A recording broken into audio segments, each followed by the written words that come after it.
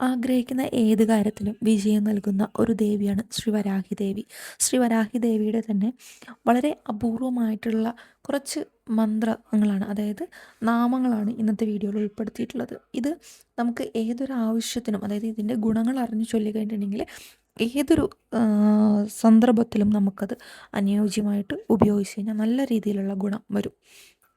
അതിൽ ഓം ശത്രുനാശിനി നമ എന്നുള്ള ഒരു നാമമാണ് നമ്മൾ ഉപയോഗിക്കുന്നുണ്ടെങ്കിൽ നിങ്ങളുടെ ശത്രു എത്ര വലിയ ഒരാളാണെങ്കിലും അല്ലെങ്കിൽ എത്ര അധികം സ്വാധീനമുള്ള ഒരു വ്യക്തിയാണെങ്കിലും ആ വ്യക്തി നിങ്ങൾക്ക് മുന്നിൽ ഒന്നുമല്ലാതായി തീരുന്ന ഒരു സാഹചര്യം വരും.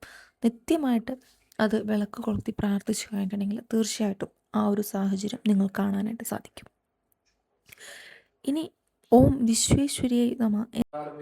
സകല കാര്യങ്ങളും നിറഞ്ഞു നിൽക്കുന്ന ഭഗവതി എല്ലാ കാര്യങ്ങളിലും എന്നെ അനുഗ്രഹിക്കണം എന്നാണ് ഉദ്ദേശിക്കുന്നത്.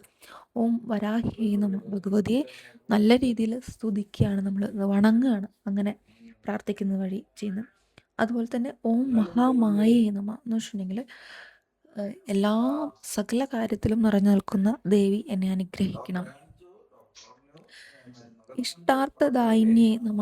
ഓം ഇഷ്ടാർത്ഥദായിന്യേ നമ എന്ന് വെച്ചിട്ടുണ്ടെങ്കിൽ ഇഷ്ടമുള്ള, നമ്മൾ ഇഷ്ടപ്പെട്ട ഒരു കാര്യത്തിന് വേണ്ടിയിട്ടാണ് പ്രാർത്ഥിക്കുന്നതെങ്കിൽ അതാണ് നമുക്ക് നേടിത്തരും. അതുപോലെ തന്നെ നമുക്ക് ഓം പരമായേ നമ. നേരത്തെ പറഞ്ഞതുപോലെ തന്നെ സകല കാര്യങ്ങളും നിറഞ്ഞു നിൽക്കുന്ന ഭഗവതിയാണ്. അപ്പോൾ ഇന്ന കാര്യം എന്ന് പറയാതെ എൻ്റെ എല്ലാ കാര്യങ്ങളിലും നല്ല രീതിയിൽ നിറഞ്ഞു നിന്ന് എന്നെ അനുഗ്രഹിക്കണം എന്നാണ് അതുകൊണ്ട് ഉദ്ദേശിക്കുന്നത്. ഇനി പഠിക്കുന്ന കുട്ടികളാണെങ്കിൽ ഓം വിദ്യായേ നമ എന്നുള്ള മന്ത്രം നമുക്ക് ചൊല്ലാവുന്നതാണ്.